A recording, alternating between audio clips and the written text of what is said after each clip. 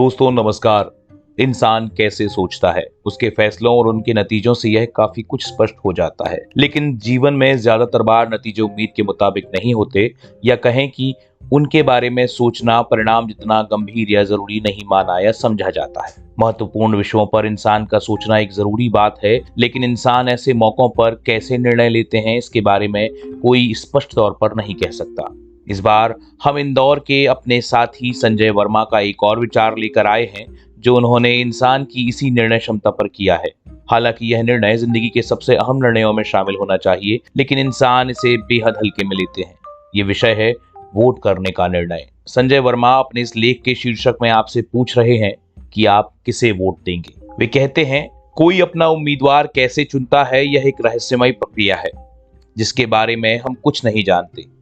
भारत का मतदाता अक्सर चुनाव विश्लेषकों और एग्जिट पोल वालों को चकित करता आया है। क्या चुनाव में प्रेम जैसा कुछ अबूझ है, जिसके चलते कई बार प्रेमी प्रेमिका की तरह ही उम्मीदवार को भी पता नहीं चलता कि उसे क्यों चुन लिया गया। कोई कैसे तय करता है कि किसे वोट देना है? पार्टी देखकर, उम्मीदवार देखकर, मुद्दों पर, हवा के मुताबिक, या झंडे डंडों की तादाद से? शराब के लिए, पैसों के लिए, बिरादरी के मुखिया के कहने पर, या अपने पति या पिता से पूछकर? यह कब तय होता है कि किसे वोट देना है?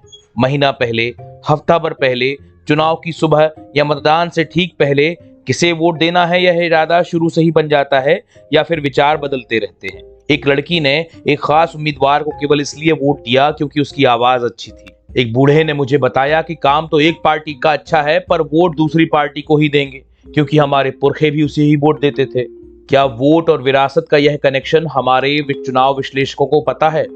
कोई पार्षद के चुनाव में विदेश नीति की बात करता है तो कोई सांसद के चुनाव में अपनी गली की सफाई को भी रो लेता है। कोई बूढ़ा इसलिए खुश हो जाता है कि उम्मीदवार ने उसके पैर छुए, तो कोई जात या धर्म से अपनी वफादारी निभाता है। क्या 70 साल से दसियों चुनाव में वोट डालने के बावजूद भी भारत के मतदाता में वोट डालने की तमीज और समझ आई है?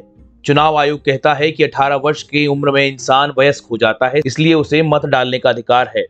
मगर मैं ऐसे कई लोगों को जानता हूं जो 40 की उम्र में भी बड़े नहीं हुए।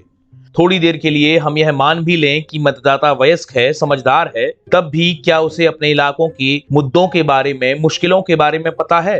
कितने लोग ऐसे हैं जो किसी उम्मीदवार का घोषणा पत्र पढ़ते हैं? मुद्दों की समझ ना होने की वजह से ज्यादातर लोग अपने दिमाग से नहीं बल्कि दिल से वोट डालते हैं। यानी वह उसे वोट देते हैं जो उन्हें अच्छा लगता है, ना कि उसे जिसे वे अच्छा समझते हैं।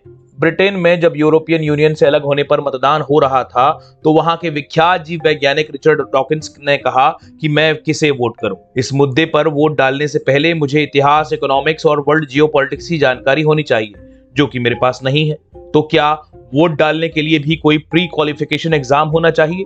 यह एक खतरनाक विचार है जो हमें प्रजातंत्र की उलझी हुई गली के बंद मुहाने पर ले जाकर छोड़ देता है। मतदाता पर अविश्वास करें तो प्रजातंत्र के कुएं से निकलकर तानाशाही की खाई में गिर जाएंगे। इसलिए बस हम प्रार्थना कर सकते हैं कि भारत का मतदाता जल्दी बड़ा हो, वयस्क हो, समझदार हो जाए, दिल को आराम दे और दिमाग से काम ले। चुनाव आयोग ने जिन्हें वयस्क कहा है, वे सचमुच कभी बड़े हो जाएं।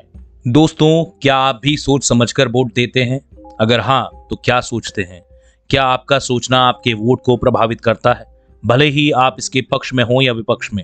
इस मसले पर आप जो भी सोचते हैं उसे रिकॉर्ड करें मोबाइल वाणी पर, अपने फोन से 3 नंबर का बटन दबाकर, या फिर मोबाइल वाणी की ऐप के माध्यम से, क्योंकि आप बोलेंगे तो बदलेगा।